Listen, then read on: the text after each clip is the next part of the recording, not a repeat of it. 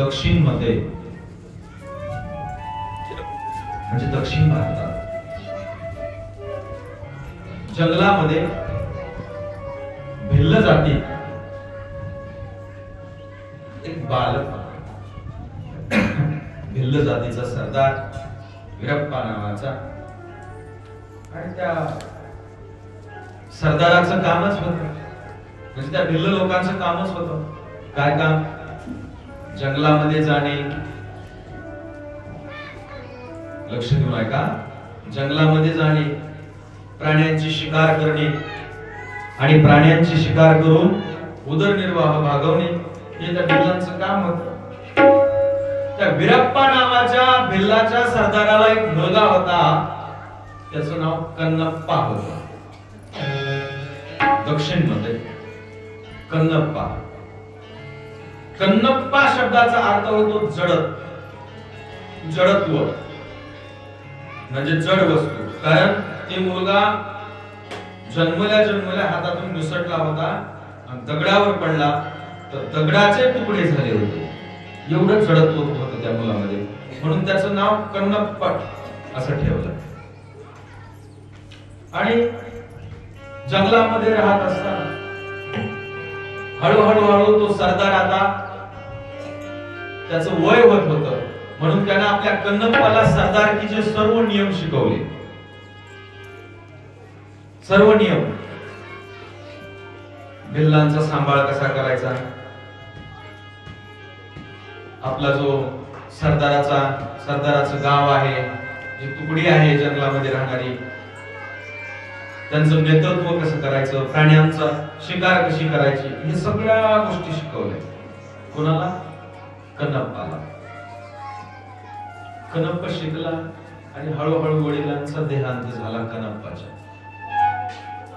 आता कन्नप्पा सरदार बनला वडिलांच्या जागेवर हा सरदार बनला लोक याला मानत होते हा ताकदवान होता सगळ्या गोष्टी समजत होत्या पण त्यामध्ये एक विशेषता होती कोणची त्या जी भिल्लांची जी तुकडी होती जंगलात राहणारी त्या जंगलात राहणाऱ्या तुकडीला जगाशी काही घेणं देणंच नव्हतं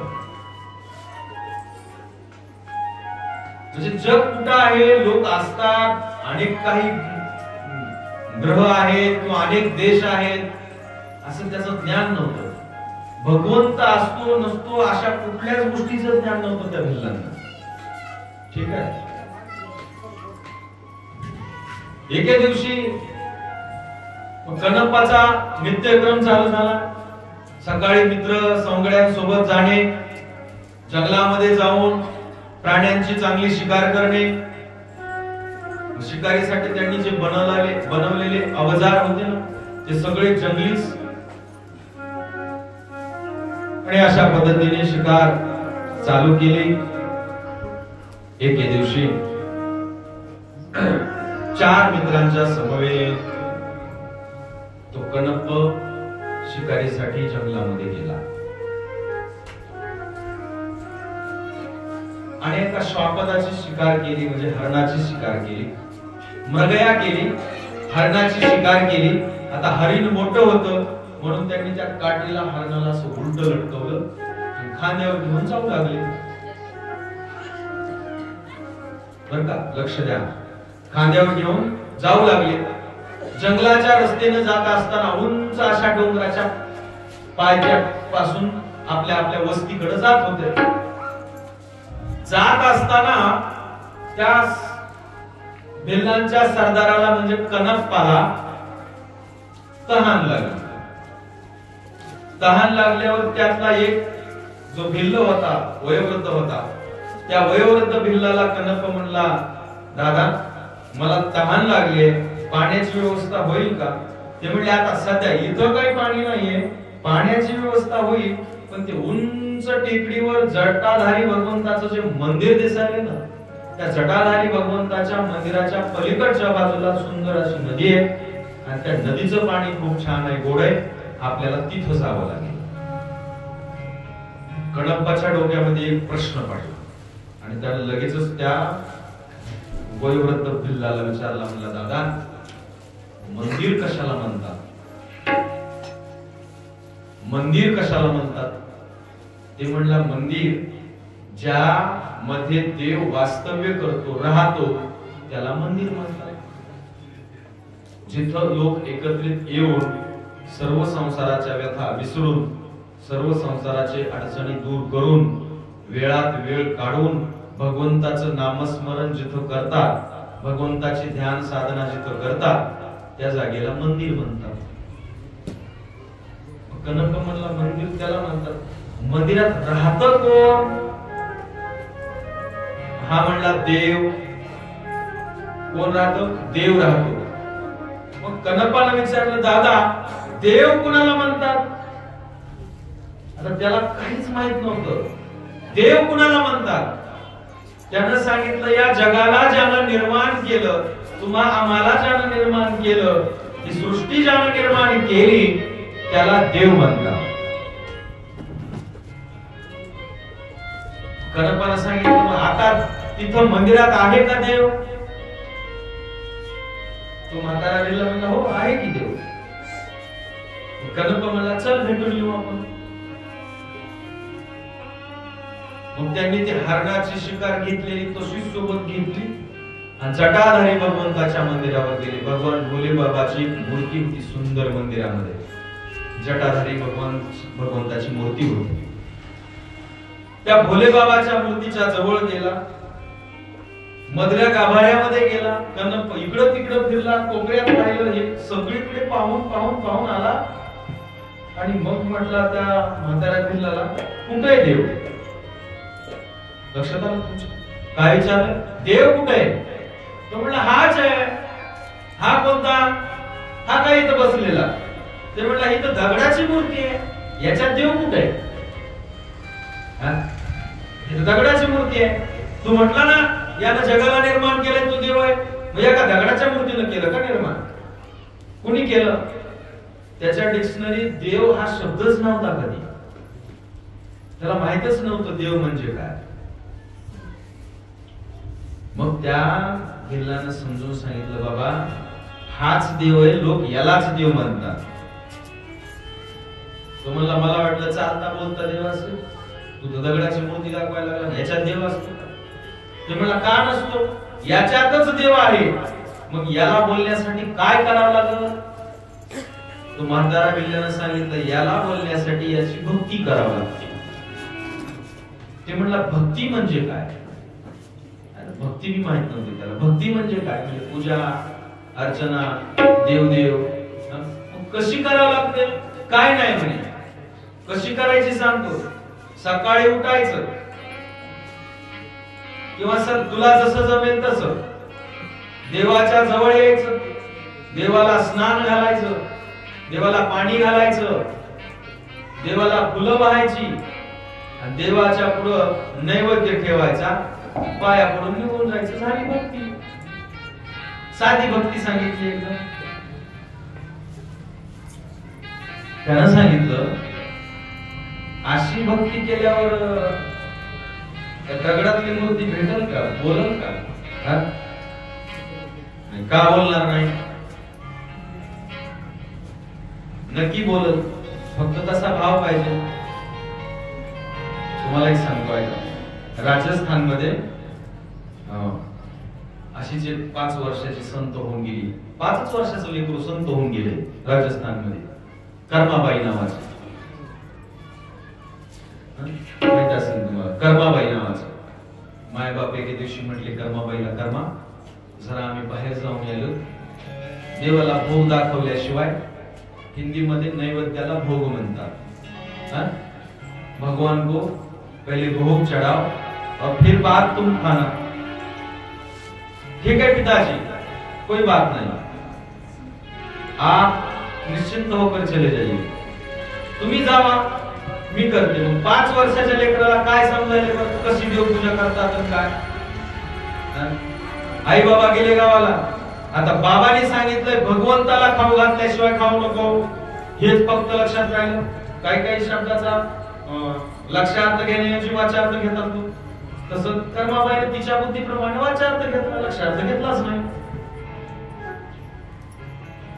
आणि मग तिला काही जमत नव्हतं. तिनं जसं जमत तशी पूजा केली. कृष्णाची मूर्ती होती, 2 फुटाची मूर्ती. तिनं खिचडी केली, चुमुकल्या हाताने खिचडी केली. ताटामध्ये खिचडी भरली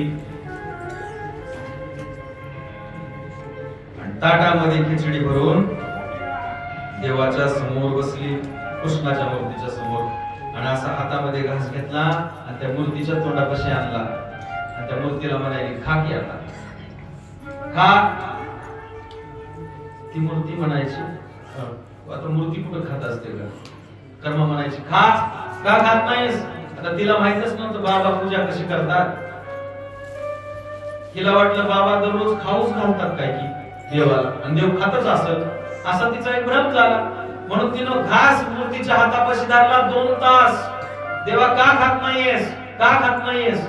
बरं तुला माझी लाज वाटते का? म्हणून तिनं ताट तिथं बोलून बाहेर जाऊन दरवाजा लावून बाहेर बसली. ती म्हणली, तुझी तू गुपचूप खा. लेकराचा भाव बघा, तुझी तू गुपचूप खा, मी जरा बाहेर थांबते. अर्धा पाऊण तास कर्मा बाहेर थांबले, पुन्हा दरवाजा उघडलं, खिचडी तशीच होती, नाही खाली. का खात नाहीस देवा? बाबाच्या हाताने तर दररोज खातोस, माझ्या हाताने का खात नाहीस? आता तिला काय माहिती बाबाच्या हाताने खातो का नाही? लेकराला अर्थ कळाला नाही पूजेचा. लेकरानं सरळ सरळ सांगितलं कर्मानं, देवा कृष्णा, जोपर्यंत तू खात नाहीस तोपर्यंत मीही खाणार नाही. झालं. 2 दिवस कर्मा उपाशीच. खिचडीचं ताट तसंच पुढे ठेवलेलं, त्यामध्ये तूप टाकलेलं होतं. आणि अशी कर्मा बसली 2 दिवस वाट पाहत पाहत पाहत. 2 दिवसानंतर देवाला वाटलं 5 वर्षाचं लेकरू किती वेळ उपाशी खावं. आणि त्या मूर्तीतून भगवान प्रगट झाले. आणि मूर्तीतून प्रगट होऊन भगवंताने कर्माला मांडीवर घेतली. मांडीवर घेतलं, स्वतः भगवंताने खिचडीमध्ये हात घातला आणि स्वतः पहिला घास कर्माबाईला भरवला, दुसरा घास भगवंताने खाल्ला.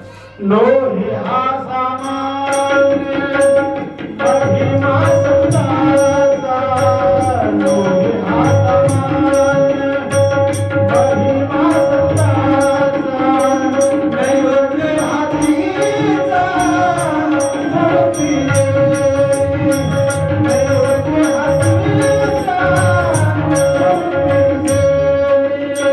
लोही हा सामान महिमा संताचा,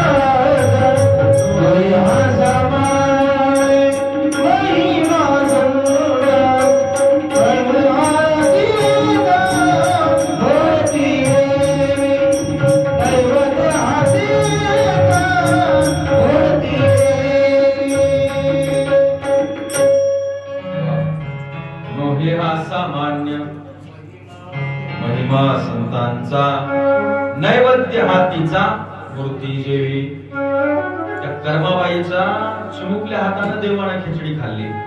असा पराक्रम 8 दिवस चालला बघा. दररोज देव मूर्तीतून प्रगट व्हायचे. कर्माबाईने दररोज खिचडी करायची, त्यावर तूप टाकायचं, दररोज खिचडी खावी. 8 दिवसांना आई वडील आले, बघितलं कर्माबाई कुठं दिसत नाही. देवघराचा पडदा लावून घेतला, पडद्याच्या आड कृष्ण कर्माबाई खिचडी खात होते. बापाला आणि बापानं गपकून पडदा बाजूला सरला, तर देव स्वतः कर्माला मांडीवर घेऊन खिचडी खाऊ आला. बापानं लेकीच्या पायावर सपसैल दंडवत टाकला. उभ्या आयुष्यात मला जे जमलं नाही, बाळनं तो 2 दिवसात करून दाखवलंस. उभ्या आयुष्यात मला जे जमलं नाही बाळा, 2 दिवसात करून दाखवलंस. फक्त मनामध्ये भाव ठेवला होता म्हणून. थाली भर कर लायो खिचड़ो, थाली भर कर लायो खिचड़ो, ऊपर की बाट के जिहो मारा शांगनी जमावे बेटी जात की, जिहो मारा शांगनी जमावे बेटी जात की.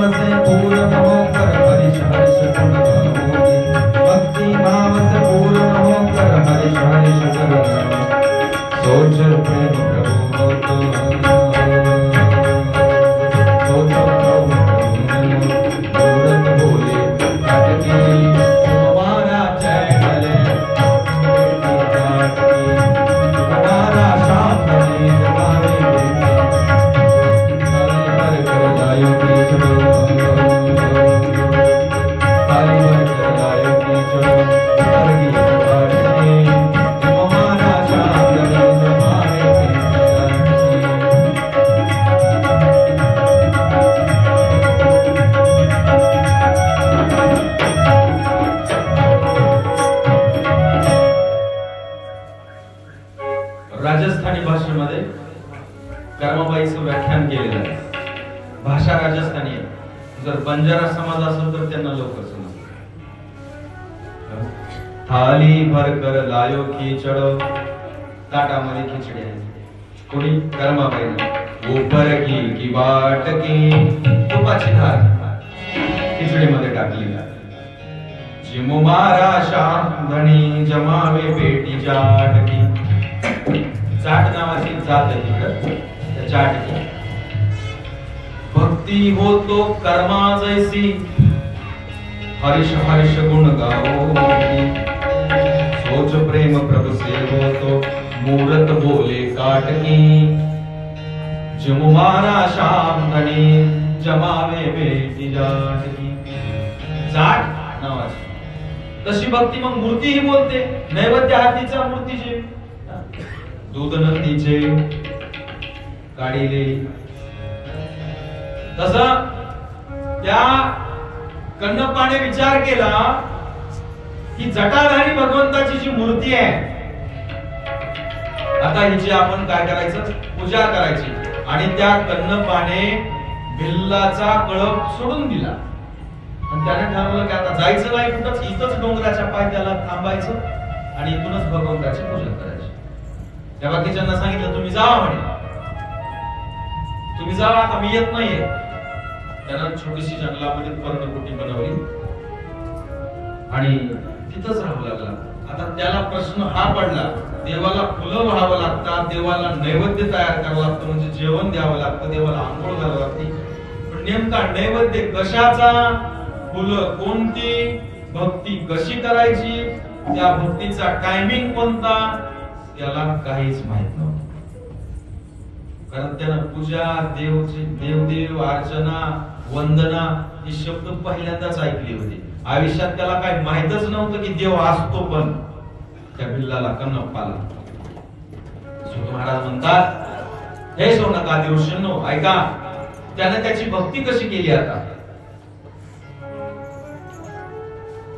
त्यानं दिवसभर हातामध्ये बाण भाला घेऊन शिकार करावी, एखाद्या प्राण्याची शिकार करावी. ते मृत अवस्थेत असलेला शिकार केलेला प्राणी त्याच्या त्यानं कुटियामध्ये आणावं, झोपडीत.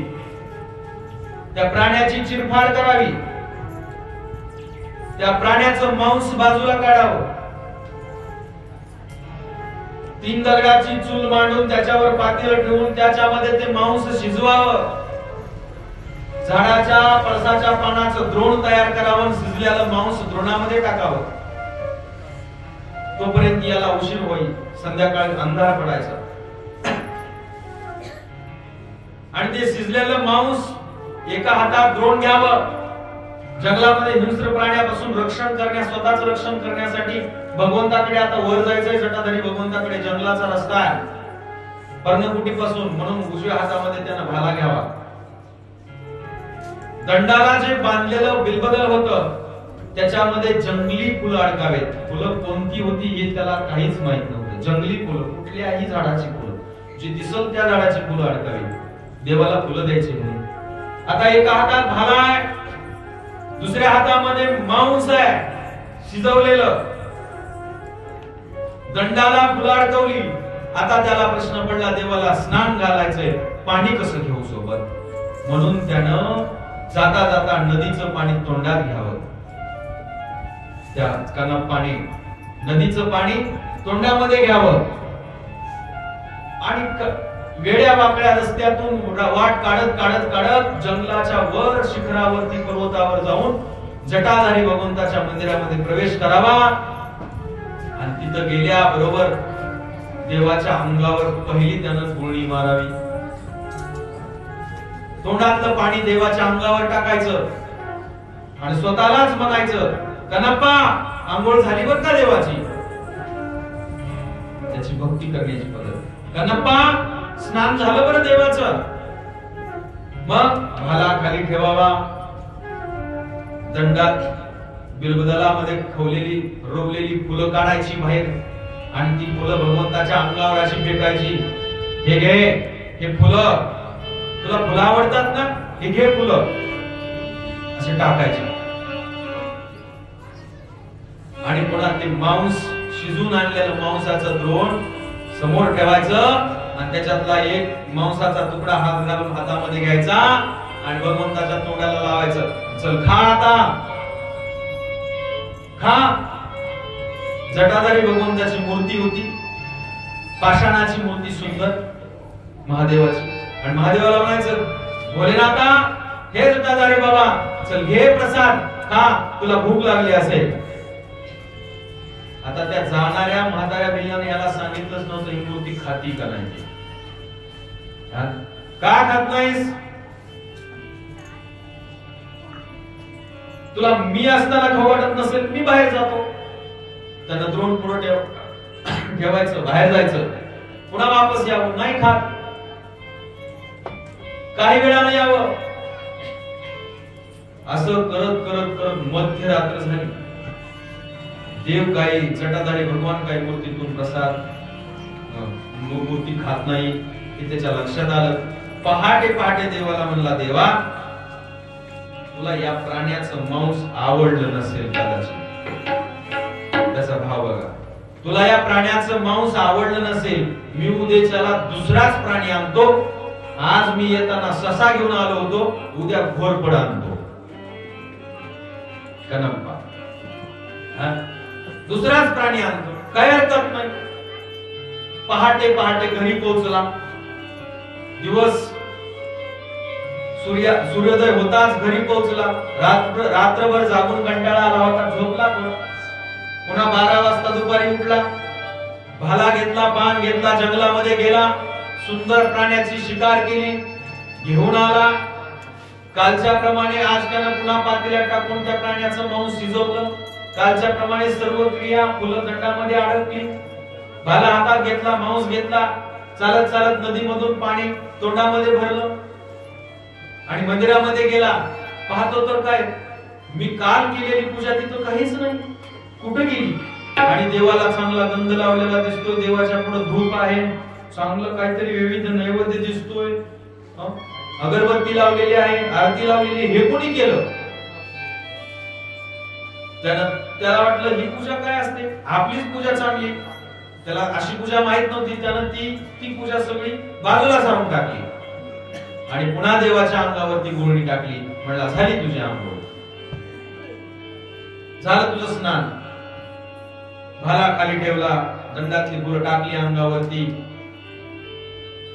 आणि पुन्हा सांगितलं, हे पा, कालचं तुला आवडलं नव्हतं, आज हा दुसराच प्राणी आहे, आज तरी खा. पुन्हा त्यानं घास उचलावा, देवाच्या तोंडाला लावावा, मांस देवाच्या तोंडाला चिटकावं, देवाच्या अंगावर सांडावं. तरी देवानं खाल्लं नाही. रात्रभर वाट पाहिली तरी देव खात नाही. त्यानं प्रतिज्ञा केली, देवाच्या समोर उभा राहून म्हणला, हे जटाधारी भगवान, मी आज प्रतिज्ञा करतो, जोपर्यंत तू खात नाहीस, जोपर्यंत तू खात नाहीस, तोपर्यंत मी जंगलात दररोज नवीन एक प्राणी मारून आणणार. आणि तुला ज्या प्राण्याचा आवडेल, म्हणजे ज्या दिवशी खाशील, मला समजेल त्या दिवशी तुला त्या प्राण्याचा आवडेल, मी नवीनच प्राणी मारून आणतो. कोण म्हणताय? कणप्पा. आणि जसा या कणप्पाचा नियम चालू होता, दररोजचा नित्यक्रम, तसाच त्या शेजारच्या गावामध्ये वेदशास्त्र पाठक असे ब्राह्मण होते. ते ब्राह्मण दररोज सकाळी पूजेला जायचे तिथं 9 वाजता. पहिल्या दिवशी पूजा पाहिली ब्राह्मणानं भगवंताकडे, तर मांस वगैरे मूर्तीवर सांडलेलं. ब्राह्मणाला वाटलं, अरे अरे, देवाची कोणी येऊन रिटर्न लागली काय माहिती. मंदिर बाटलं, म्हणे शिवाशिव झाली. त्यांना 11 ब्राह्मणांना बोलवून दिवसभर अभिषेक घालायचा आणि ब्राह्मण निघून गेले की यानं संध्याकाळी यायचं मांस घेऊन. यानं रात्रभर याची पूजा करायची, मांस इकडं तिकडं सांडायचं. दुसऱ्या दिवशी ब्राह्मण यायचा, पुन्हा पाहायचं ते सर्व मांस मंदिरामध्ये पडलेलं आहे. पुन्हा त्यांना अनेक 11 ब्राह्मण बोलवायचा, अभिषेक करून घ्यावा. असं 6 महिने चाललं बघा. पाहत पाहत पाहत जो ब्राह्मण मुख्य होता त्याची संपत्ती ब्राह्मणाला दक्षिणा देऊन सर्व संपून गेली. दररोज 11 ब्राह्मणाचा अभिषेक, यानं दररोज रात्रीचं असं करावं. 6 महिने नित्यक्रम चालला. आणि एके दिवशी भगवान जटाधारी भोले बाबा त्या ब्राह्मणाच्या स्वप्नामध्ये गेले आणि ब्राह्मणाला सांगितलं दररोज अभिषेक करून स्वतःची संपत्ती नष्ट करू नकोस, तुला तू तुझ्या पद्धतीनं पूजा कर, जो कोणी तुझ्या माघारी पूजा करतोय तो त्याच्या पद्धतीनं करतोय, मला तुझीही पूजा तितकीच मान्य आहे, त्याचीही पूजा तितकीच मान्य आहे. स्वप्नातच ब्राह्मणाने प्रश्न केला, देवा तिथं विटंबना आहे, तुमचा अपमान होत आहे. देव म्हणले माझा अपमान होत नाहीये, त्याचा भाव पहा कसा आहे, तो मला काय खायला देतो, काय पूजा कशी करतो, कसा नैवेद्य ठेवतो, कसे फुले टाकतो, कशी आंघोळ घालतो, याच्याकडे मी पाहत नाही बाबा, त्याच्या मनातला भाव पहा. ब्राह्मण स्वप्नात म्हणला, देवा माझा विश्वासच नाही म्हणे अशा भावनेवर, तुमची विटंबना करण्यासाठी तर तो येतो. मग ब्राह्मणाला स्वप्नातच आदेश दिला देवानं, उद्या मूर्तीच्या पाठीमागे लपून थांब, संध्याकाळचा तुला त्याचा भाव बघायचा असेल तर. दुसऱ्या दिवशी ब्राह्मण संध्याकाळी मुक्कामाला घरी गेलाच नाही, तिथेच थांबला आणि तिथे थांबून हा कनप्पा आला. यानं नवीनच प्राणी मारून आणला होता, नवीन प्राणी मारून आणला. कनप्पा तिथं आला, ब्राह्मण मूर्तीच्या पाठीमागे बसून पाहत होता. त्यानं पाण्याची गोळी मारली. ब्राह्मणानं पाहिलं, अरे अरे अरे अरे किती निर्लज्ज माणूस आहे म्हणे हा, देवाच्या अंगावरती पाण्याची गोळी मारतोय. त्यानं मग ती फुलं काढली, टाकली देवाच्या अंगावर, मांस ठेवलं देवाच्या पुढं आणि देवाला म्हणायचा, चल खा. ब्राह्मण पाहायचा. देवाने एक लीला केली जटाधारी बघून नाही काय, देवाच्या डाव्या डोळ्यातून रक्ताचे धार लागले. कनप्पानं पाहिलं, अरे अरे अरे, देवाचा डाव्या डोळ्यातून रक्ताची धार पाहिली की कनप्पा रडायला लागला.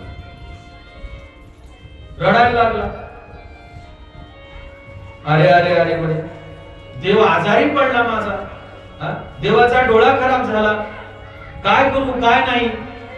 बाहेर बाहेर धावत जाऊन जंगलामधील काही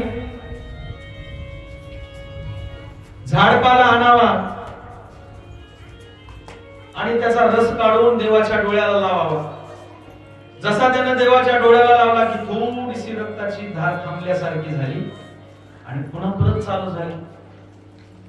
कनप्पाला समजेना काय करावं, इकडं पडतोय तिकडं पडतोय तिकडं पडतोय, काहीच समजेना.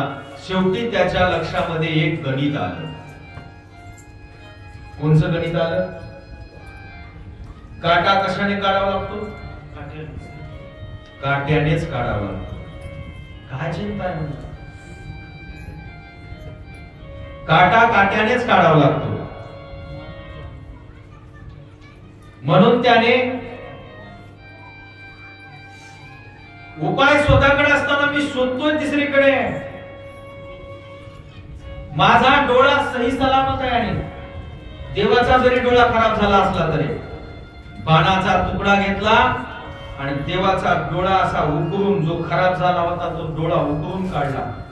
मूर्तीचा डोळा उकरून काढला आणि त्याच बाणाच्या तुकड्याने स्वतःच्याच डोळ्यामध्ये बाणाचा तुकडा घातला आणि स्वतःचा डोळा काढला.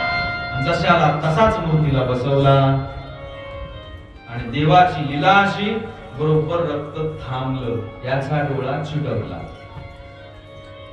आता माझा डोळा गेला याला दुःख नाही, पण देवाचं रक्त थांबलं याचा त्याला आनंद झाला. आनंदामध्ये नाचू लागला मंदिरामध्ये. माझा देव दुरुस्त झाला, माझ्या देवाला मी दुरुस्त केलं, माझ्या देवाला मी उपचार केला स्वतः, माझा देवाच्या डोळ्यातून आता रक्त येत नाही, असा जिकडं तिकडे आनंद करू लागला.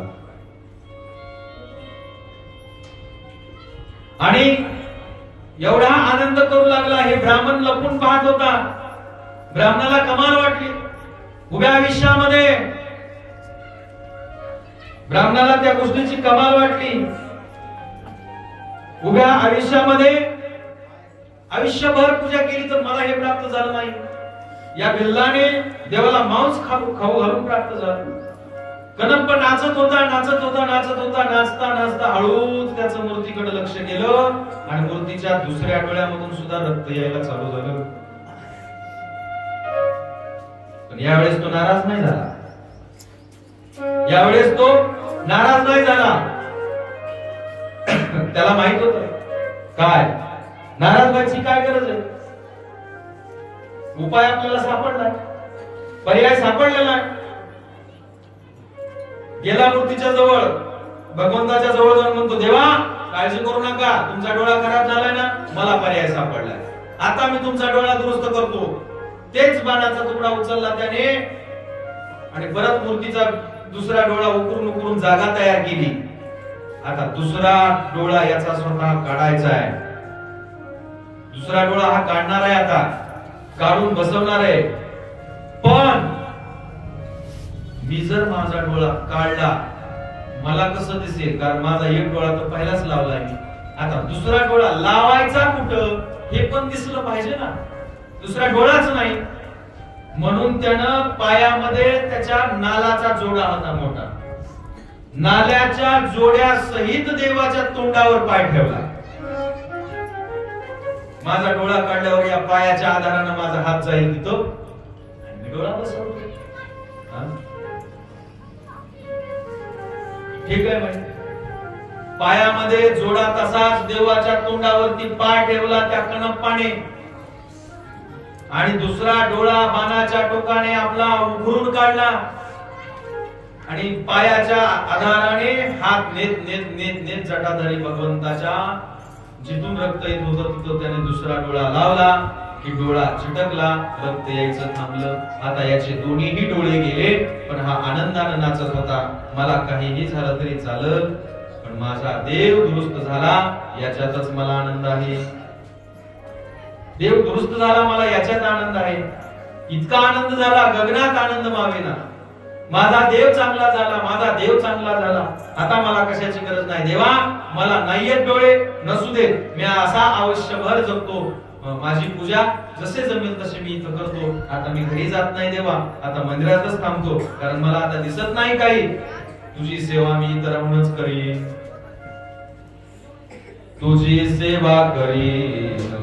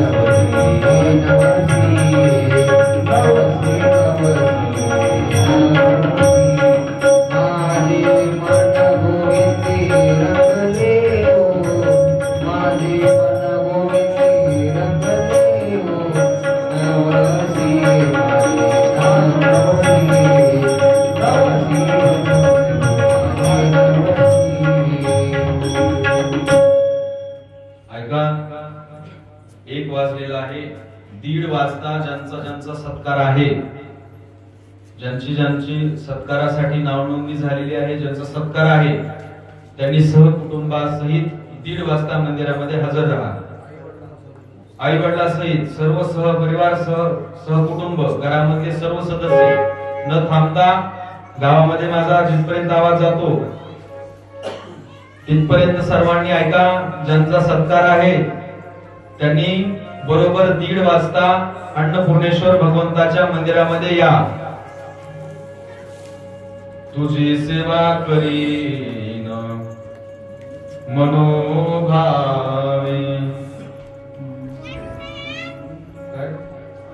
माझे मन गोविंदी रंगले नवसी नवसी, माझे नवसी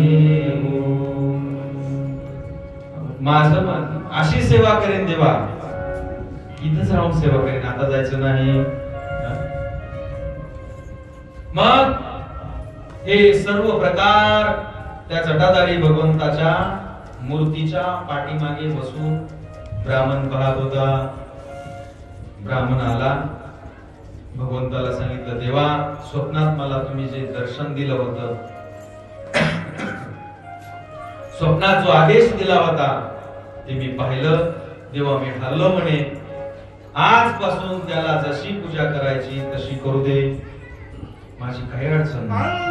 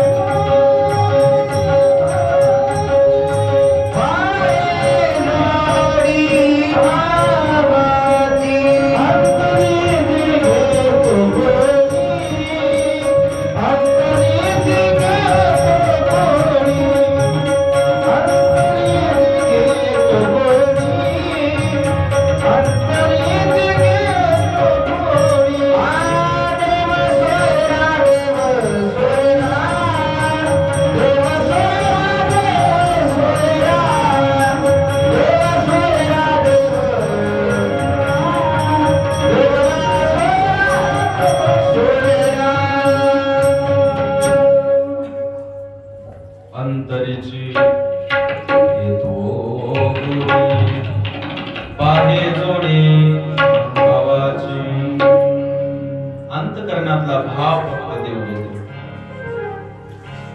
त्या ब्राह्मणानं पाहिलं आणि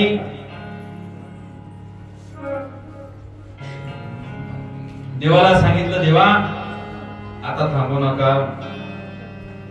मूर्तीतून देव प्रकट झाले. जटाधारी भगवान शंकर मूर्तीतून प्रकट झाले आणि मूर्तीमधून प्रकट होऊन अश्विनी कुमाराचं आवाहन केलं. अश्विनी कुमाराचं आवाहन करून त्या कनप्पाला नेत्र दिले, दोन्ही नेत्र दिले. नेत्र प्राप्त झाल्याबरोबर कनप्पानं भगवंताचं खरं स्वरूप पाहिलं प्रत्यक्षात. आणि कनप्पाने प्रश्न केला, तू कोण आहेस? त्याला माहित नव्हतं तू कोण आहेस. भगवान शंकर म्हणले, मी देव आहे. कोणचा देव? म्हणे हाच ज्याची पूजा केली होतीस तो देव आहे. म्हणजे त्या मूर्तीमधून तू आलास का बाहेर? हा म्हणे मीच आलो आहे. बर देवा माझे डोळे मला मिळाले परत. देव म्हणले मीच दिले. देवाला समजलं की हे अडाणी आहे, भाव आहे याचा, पण ज्ञान नाही. देवाने भगवंताने आपल्या हातामधील त्रिशूळाचा स्पर्श केला फक्त त्याला आणि वेदांताचं ज्ञान प्राप्त झालं. वेदांताचं ज्ञान पूर्ण वेद प्राप्त झाले त्याला. आणि मग देवाच्या पायावर पडला. कारण पूर्ण ज्ञान झालं की आता देवाला कसं पूजा करावी लागते, देवासोबत कसं वागावं लागतं. देवाच्या चरणावरती पडला. देवाला सांगितलं, देवा मला माफ कर. देव म्हणले, काय झालं? मला तुझ्या गोष्टीचं ज्ञान नव्हतं. तू कोण आहेस हे मला माहित नव्हतं. तू एक ब्रह्म आहेस, तू एक तत्व आहेस, तू ईश्वर आहेस हे मला माहित नव्हतं. तू मूर्तीमधून प्रकट झालास, तू सगुण आहेस, तू निर्गुण आहेस, निराकार आहेस. आता हे शब्द फुटले त्याला, पहिलं माहित नव्हतं काही. त्याने सांगितलं, देवा तुला लोक वेगवेगळ्या प्रकारामध्ये पूजा करतात. तुला वेगवेगळ्या स्वरूपामध्ये पाहतात. कोणी ब्रह्मेती, कोणी ईश्वर दिती. कोणी तुला ब्रह्म म्हणतं, तो कोणी ईश्वर म्हणतं, कोणी भगवान म्हणतं, कोणी परमेश्वर म्हणतं. मला या गोष्टी माहित नव्हत्या. जे ब्रह्म म्हणतं त्या ब्रह्म स्वरूपात तू निर्गुण निराकार स्वरूपात राहत होतास. त्यावेळेस तुला त्या स्वरूपात रंग नाही, रूप नाही, वर्ण नाही, छाया नाही, अशा कुठल्याच गोष्टी नव्हत्या. पण तेच तुझं स्वरूप ज्या वेळेस निर्गुण साकार स्वरूपात आलं त्यावेळेस तुला लोक परमेश्वर म्हणत होते, ईश्वर म्हणत होते. जे निर्गुण निराकार स्वरूपात असतं ते दिसत नाही आणि जाणवतही नाही. बरं का, दिसतही नाही, जाणवतही नाही. तेच तुझं स्वरूप निर्गुण साकार स्वरूपात आलं ते दिसत नाही, मात्र साधना केल्यावरती जाणवतं. आणि तेच तुझं स्वरूप सगुण साकार स्वरूपात आलं ते आता दिसायला पण लागलंय. माझ्या समोर उभा आहेस आणि तुला मी स्पर्श करू का? आणि त्याने स्पर्श केला भगवंताला. अरे देवा, आता जाणवाय पण लागलायस, दिसाय पण लागलायस आणि जाणवाय पण लागलायस. तुम्हाला सोपं करून सांगतो म्हणजे लक्षात येईल. उदाहरणार्थ आता याचं उदाहरण आपल्या भाषेमध्ये देतो. फॉर एक्झाम्पल, लाईट आहे, बल्ब मध्ये लागलेली लाईट आहे. ती लाईट कशापासून तयार झाली? पाण्यापासून. बरोबर आहे, पाण्यापासून. एखाद्या धारणावर कुठंतरी त्याच्यावर प्रक्रिया करून पाण्यापासून लाईट तयार केली जाते. मग मी प्रश्न करतो, जर लाईट पाण्यापासून तयार होते तर पाण्यामध्ये करंट आहे की नाही? आहे. मग जर त्या धरणामध्ये पोहायला गेलं तर करंट लागतो का? नाही लागत. मग ज्या अर्थी करंट लागत नाही त्या अर्थी करंट नाही का पाण्यात? आहेच, पण लागत का नाही? मग त्याचं स्वरूप गुप्त आहे, त्याच्या प्रक्रिया नाही झाली, त्याला जाग केलं नाही आणि गुप्त स्वरूपात आहे. तसंच आहे, पाण्यात पोहायला गेल्यावर पाण्यातला करंट दिसत पण नाही. दिसतो का? नाही दिसत. आणि पोहायला गेल्यावर करंट लागत नाही म्हणजे जाणवतही नाही. त्याला ब्रह्म म्हणायचं. देव तसा आहे जगामध्ये, दिसतही नाही आणि जाणवतही नाही, तो ब्रह्म आहे. आता त्याच पाण्यावरती प्रक्रिया केली, त्याची लाईट तयार केली, ती लाईट तारेमध्ये आली. ठीक आहे, कुठे आली? जे पोलच्या तारा असतात त्या तारेमध्ये आली. आता ती लाईट तारेमध्ये वाहताना दिसते का आपल्याला? काय समजतं? लाईट गेली काय, आहे काय, काही समजत नाही. आणि समजा हात लावला तर मग मात्र झटका लागतो, करंट लागतो. म्हणजे तारेमधली लाईट दिसत नाहीये पण स्पर्श केल्यावर जाणवते. हा देव दुसऱ्या प्रकारचा, म्हणजे कोणता? निर्गुण साकार. हा देव दिसत नाही मात्र भक्ती केल्यावर फळ देतो, म्हणजे जाणवतो. याला ईश्वर म्हणायचं. समजा उदाहरणार्थ हे हवा, हे पवनदेव आहे. ही हवा, ही पवनदेव आहे. हे पवनदेव आपल्याला दिसतात का? नाही दिसत. जाणवतात का? जाणवतात, 100% जाणवतात. हवा येते, आपल्या शरीराला स्पर्श करून निघून जाते, त्याची एक भावना तयार होते. आपल्या शरीराला ज्यावेळेस स्पर्श होतो मग माणसाला समजतं. माणूस प्रवास करायला लागला, हिवाळ्यामध्ये प्रवास करताना पहा, रात्रीच्या समयाला प्रवास करायला लागला. हिवाळ्यात मोटरसायकलवर प्रवास करताना जर गाडी लवणामध्ये गेली, अशी लवणामध्ये गेली तर गार हवा लागते. तीच गाडी उमाटावर गेली पुन्हा गरम हवा लागते. दिसत नाही पण जाणवते मात्र नक्की. त्याला ईश्वर म्हणायचं. आता तीच लाईट तारेमधून वाहत वाहत वाहत वाहत वाहत वाहत वाहत वायरामध्ये आली, वायरामधून वाहत वाहत वाहत बल्ब मध्ये आली आणि बल्ब मध्ये करंट पोहोचला की प्रकाश पडला. काय झालं? आता प्रकाश पडला. आता मला सांगा, आता दिसायली का? दिसायली ना.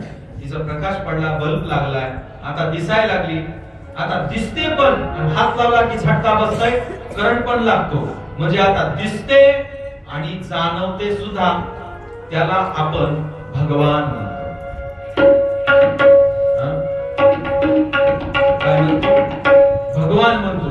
आणि तो भगवान पंढरपूरला सगुण साकार स्वरूपात प्रत्यक्षात उभा आहे, स्वयंभू अवस्थेमध्ये.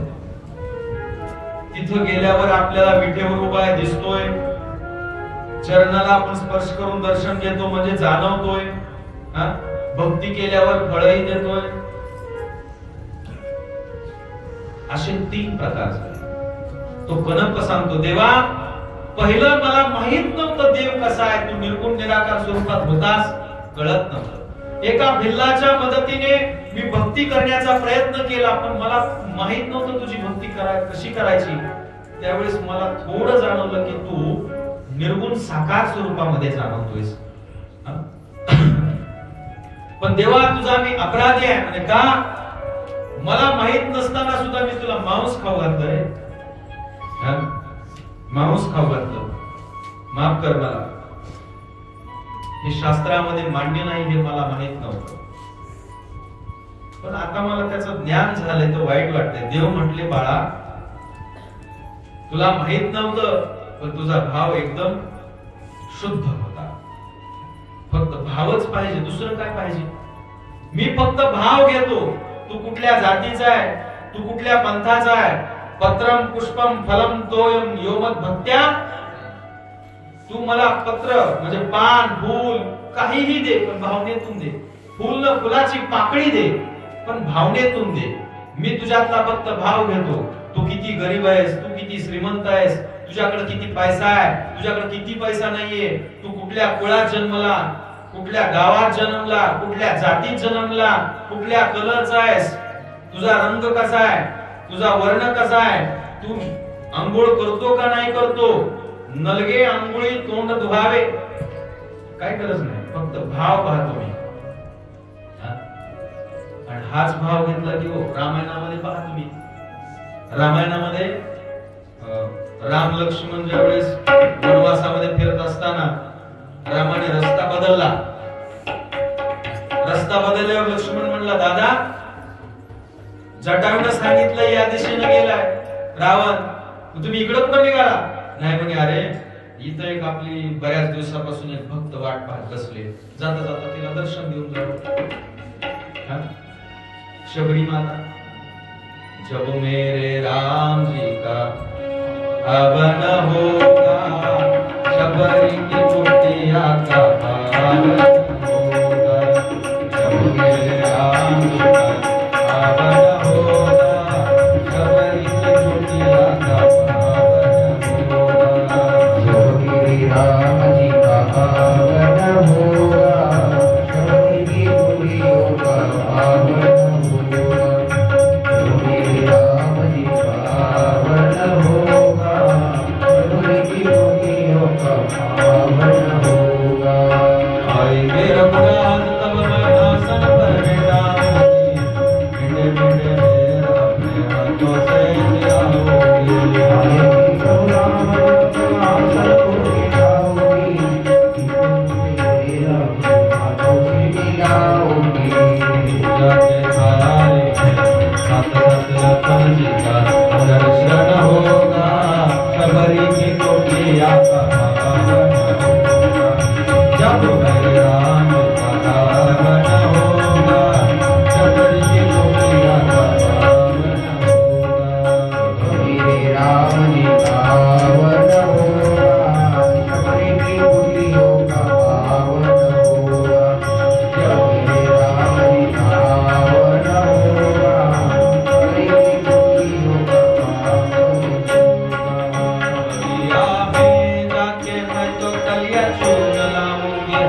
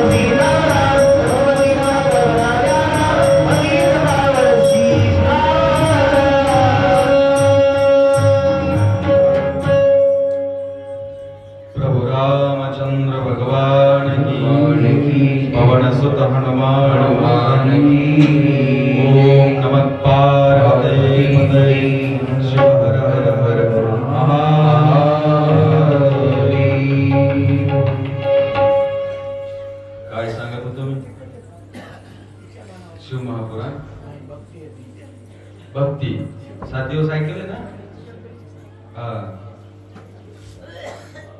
बगिया में जाके मैं तो कलियां चुन लाऊंगी हार बना के गले में पहनाऊंगी. पूजा के थाली में चंदन होगा शबरी की कुटिया का पावन होगा. जब मेरे राज का हवन होगा शबरी की कुटिया का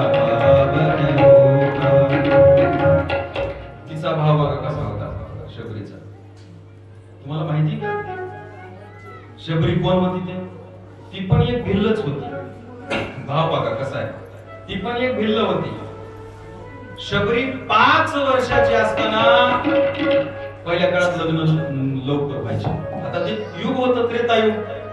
5 वर्षाची असताना बापानं लग्न ठरवलं भिल्लाच्या पोरीचं. आणि त्यावेळेस त्यांची एक पद्धत होती लग्नामध्ये की 12 रेड्यांचा बळी द्यायचा. लग्नाच्या आनंदाच्या उत्सवामध्ये 12 रेड्यांचा बळी द्यायचा. पहिल्या काळात बालविवाह वगैरे, आता ती त्रेतायुग होतं, कलियुगाचा विषय नव्हता. आता मी बरेचसे लोक म्हणतात बरं का की लहानपणी आम्हाला माहितच नाही केव्हा लग्न झालं ते. आणि काही काही तर असे म्हणलेले पण ऐकलेत की आमचं पाळण्यालाच बाशिंग बांधलं होतं, पोटालाच कुंकू लावायचं आणि त्याच्या पलीकडे गेलं बघा. आता हे खरं, आता सध्या तर काय आम्ही प्रत्यक्षात पाहिलं नाही. पहिल्या जुन्या माणसांना माहित असेल सर्व गोष्टी. कायद्याने बंदी आहे. आता मुलीचं वय 18 आणि मुलाचं 21 अशी कायद्याची बंदी आहे. आणि ते बरं आहे, चांगली गोष्ट आहे. हा, प्रौढ झाले पाहिजे सगळे. मुलगी शिकली पाहिजे, पुन्हा तिचं शिक्षण झालं पाहिजे आणि पुन्हा विवाह केला पाहिजे. नाही तर चूल आणि मूल हे असं पहिलं म्हणत होते, ते चुकीचं आहे. आता चूल आणि मूल, तिला घरामध्ये कशाला बांधून ठेवायचं मुलीला? तिला मी बाहेर पडू द्या की जग पाहू द्या कसं आहे ते. तसं त्या शबरीचं 5व्या वर्षी लग्न ठरलं होतं, वयाचं 5च वर्ष. 5 वर्षाचं लेकरू बापाला म्हटलं, बाबा म्हणजे काय शबरी, माझं लग्न आहे. लग्न काय असतं? बाबा म्हणले ते तुला मोठं झाल्यावर कळेल, आता फक्त तुझं लग्न लावून घेऊया. बर, मग आपल्या दारामध्ये हे रेडे कशामुळे आणले एवढे? रेडे कशामुळे आणले एवढे? आणि त्यांना एवढं का सजवलंय? त्यांना चांगलं चांगलं खायला घालताय आणि त्यांना स्नान घालताय, चांगलं खाऊ घालताय. त्यांना कोणी मारित नाही, काही नाही. नाही तर दररोज त्यांना बाहेर चारायला घेऊन जात होतात. आज रेड्यांना दारामध्ये आणून बांधलंय. पुरणपोळीचा स्वयंपाक रेड्याला चाललाय म्हणे, चांगलं चांगलं खाऊ. असं का? त्यावेळेस बाबांनी सांगितलं, हे यांना खाऊ याच्यासाठी घालायचं. तुझ्या लग्नाच्या आनंदामध्ये आपली एक प्रथा आहे की या 12 रेड्यांचा बळी द्यायचा आहे. त्यावेळेस शबरी म्हटली, लहान लेकरू होतं पण विचार बघा कसे होते. तिनं विचार केला, एकटीच्या सुखासाठी जर निष्पाप 12 जीवांचा प्राण जात असेल, 12 रेड्यांचा प्राण जात असेल, तर लग्नच करण्यावर काय गरज आहे? लग्नच करण्यावर काय गरज आहे? लग्नच करायचं नाही. आणि 5 वर्षाची शबरी पळून गेली. 5 वर्षाची असतानाच पळून गेली शबरी. कुठे गेली पळून? मतन ऋषींच्या आश्रमाजवळ पंपा सरोवराच्या आणि मतन ऋषींच्या आश्रमाच्या मध्यभागामध्ये एका मोठ्या वृक्षावर बसली, झाडावर. आणि आश्रमापासून ते पंपा सरोवरापर्यंतचा रस्ता शबरी दररोज साफ करत होती. दररोज साफ करायची.